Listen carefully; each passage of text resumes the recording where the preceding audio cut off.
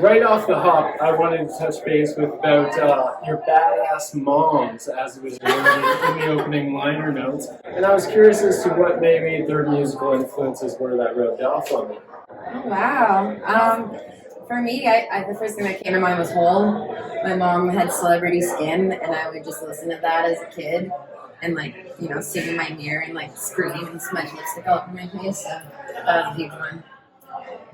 I don't really like my mom's taste in music. I don't know. She liked the Beatles, and she liked Led Zeppelin. She liked her classic rock, but she also liked her really cheesy country, like the Mavericks. And I rebelled. She inspired me to rebel against her music and go towards punk rock, so we can give her kudos for that. The old anti-lesson, fitting for the anti-queens. Yes. Right, in a post-pandemic society, Toronto, everywhere has taken a major hit, but Toronto especially has seen lots of memorable, favorable venues collapse. I was wondering if you could speak to that a bit, and in particular, Cherry Colas. Cherries. That was like, that bar was our home for... We had our own drinks on the menu, like themed drinks after each of our members. Yeah, that was great. Mine was a hot Knox.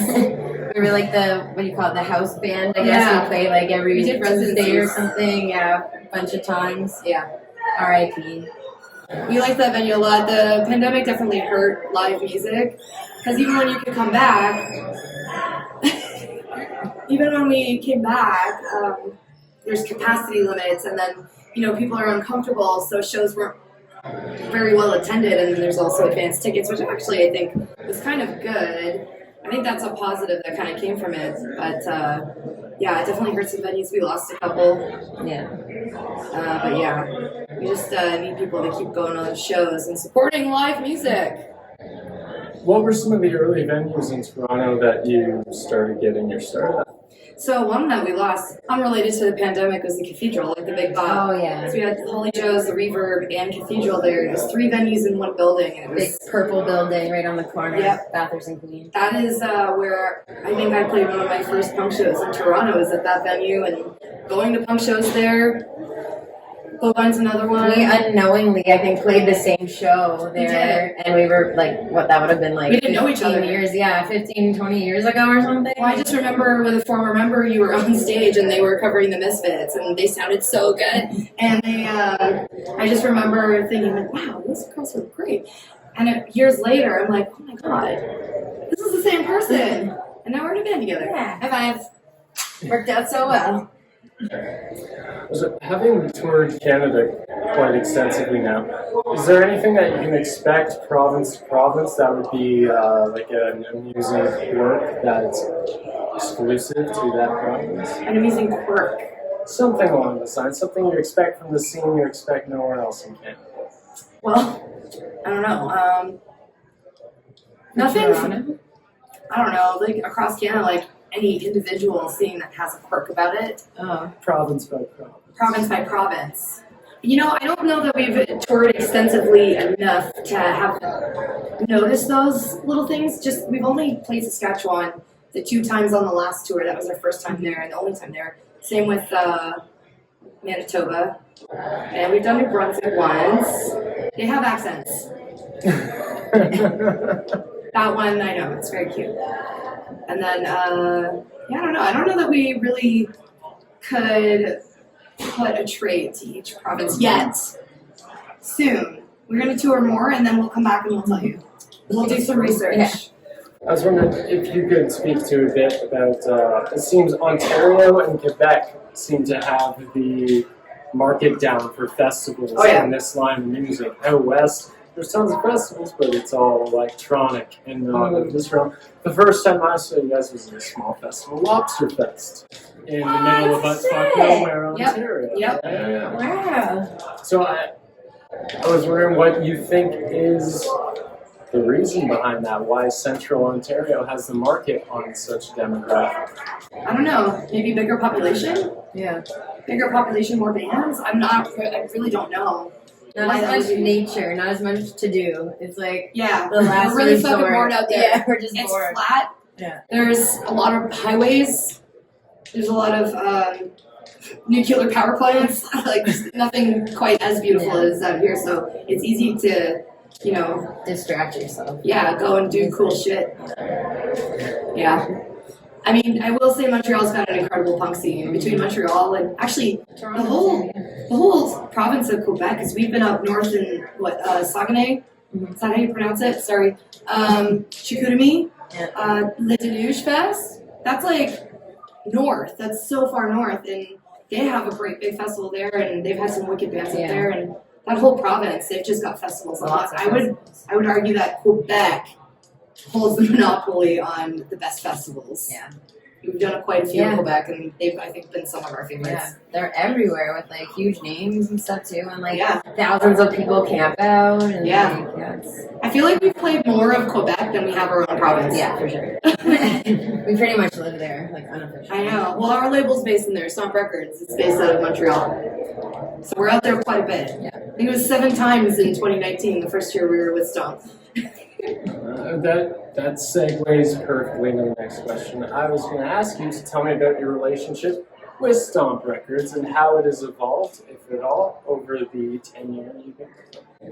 How many years has it been now? 5? We're in year 5 with Stomp Records. Second album, 2 albums. They put up with a lot of our bullshit. They're saints for that, for sure. It's been great. They've been pretty supportive of the band, and they, you know, support our ideas, and, you know, they were very patient with this album that took 4 years, so we gotta hand it to them for that. Yeah, so they give us a lot of like creative freedom. Yeah, and definitely. let us do our weird ideas. Yeah. So, great. There's a list of legendary Canadian bands that you have opened for on your tour to asserting yourselves as legends among the Canadian punk scene yourselves. Are there any bands that stand out to you, and are there any left that you wish to play with? Legendary Canadian punk bands. Canadian. DOA. DOA was a big one. That is their like Canadian granddaddies of punk rock, and they're still got it, man. They still shred. They still like give it 150%. Like holy shit, we were lucky enough to open for them a couple times a couple of years ago, and they were one of my favorites. I think they were super fun. They were really, really nice, very supportive of us. Who else did we open for? Legendary Canadian punk bands. They're not so much punk, but Il Scarlet. Il Scarlet, yeah, and they're great people. Oh man, they were so nice, and they were so good live. Yeah. The vocals were incredible, and holy shit. They were awesome. Danko Jones. Danko, actually, you know what? Cancer Bats? I think Danko Jones is my favorite. I take it back. I'm sorry. But Danko Jones is my favorite. Fuck you, DOA. DOA was great, and I loved it. But I don't know, there was something about Danko Jones. It was just, he's so rock and roll, you know? And I feel like, me personally, speaking for myself, I was taking notes that whole tour. Yeah. It's funny you brought up Cancer Bats. They were the last band I interviewed for this show, and they were opening for Gloire. And they were trashing the Red Dog, which I believe is where you two last played together. Yeah. In Peterborough. What do you mean they were trashing it? Well, we'll get to the last question here. But, so is there any bands on the list that you can think of that are Canadian that you want to play with? That was Sum the second 41. half. Yes. Sum 41. Take us on tour, just one show. I think it would be easy too, because Dave Brownstone produced our record and we're like family, but I don't know. They hate us, I guess. Sum 41 hates our guts. Gov's getting Gov would be cool. I'm trying to think. I just want to tour with Crossdog. They will be legendary. Yeah. Mark my words. Wait for it. All right, just a small off. Besides, Ooh. I'm interrupting. Yeah. Twisted Tea delivery. Yeah, Oh, sure. Yeah. Thank you. Twisted. Thank you. Thank you. And it's not the malt ones either. Cheers. Yay. Cheers. Now, oddly enough, the first time I saw you guys at Lobster Fest, I walked up to a group of friends and they were all on acid and they were like, yeah, Cross Dog's playing. I looked at the stage and I was also on acid. I'm like, that's not Cross Dog. And there was like 5 of them that were sure, so I didn't say anything.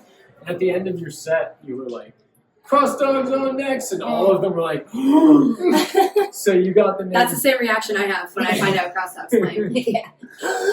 You were given the name Dog Cross to a small group of people that witnessed you as this acided other reality. Amazing. Sick. I mean, Tracy is pretty much an honorary member of our band. She sings on one of our songs in the new album. And we sing on a couple of theirs. Yeah, we're in their music video, so. Tracy's in ours.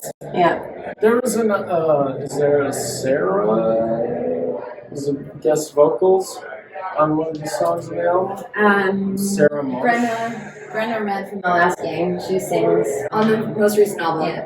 Now, Sarah Blackwood has guest vocaled on the early EP. Start Running? Start Running. That's what I was thinking. Actually, her sister Jen Blackwood did also guested on that one.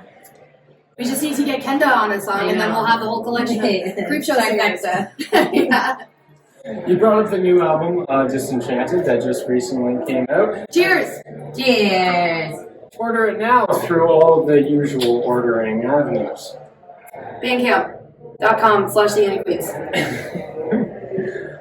You were talking about how Stomp has put up with your shit waiting for this album to come out. It took 4 years, so I hate to jump on you. The new one just came out, but are there plans for, is there writings or anything for the future releases?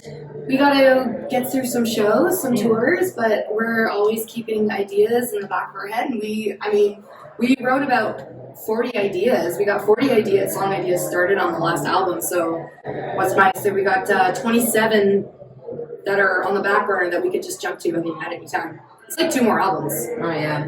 I'm always jotting notes and ideas, and there's been a lot of awful shit going on in the world that I've been writing about that I'm sure our next album will be really fucking Lots of angry. inspiration. Yeah, so much inspiration everywhere. Yeah.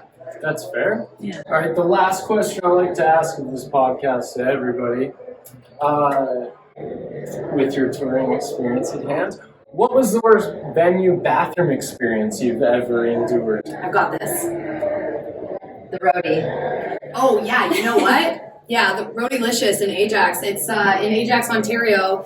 We have a little jam space. It's a basement. It's a jam space where the bands that jam there, they put on shows. So if they got friends coming from out of town, they've got a place to play. It's really, really great, supportive. Yeah. But my God, the bathroom. If you want to call it that, it's like it looks like something out of like a horror film or like a video. Video game. Garbage. There's tape. There's like caution tape. There's broken mirrors. There's taps that don't work and are completely rusted out. There's toilets that have no water in the bowl. What is the last thing in the bowl? It is the last thing in the bowl, which is weird. So I live in Ajax, and that's where this is. So last time I played there, or when, I can't remember. I think it was with my other band, Blackout. We played there. I drove home to use the bathroom, and then I came back because I only lived 2 minutes away, so that was really convenient. I feel like I've popped a squat like around the corner on the cement just to avoid. Yeah, I gotta go into that bathroom. I gotta give an honorary mention to the Milestone in Charlotte, North Carolina. Yes. It's not a terrible bathroom. It's just it couldn't handle my poop. I don't know if I ever told them this, but I totally clogged their toilet one time when I was playing there, and I didn't tell anybody, and I felt really bad because it's this legendary venue in Charlotte, North Carolina, and everybody you've ever heard of has played there. It's this little hole in the wall in the middle of the ghetto. The parking lot is barbed wire fencing around it. It's crazy, but it's this amazing historic venue with an incredible scene. And I destroyed their toilet. Sorry. North Carolina, welcome to America. America. Thank you very much for Thank you so much. Thank you. That's it. So fun. Thank you. Bye.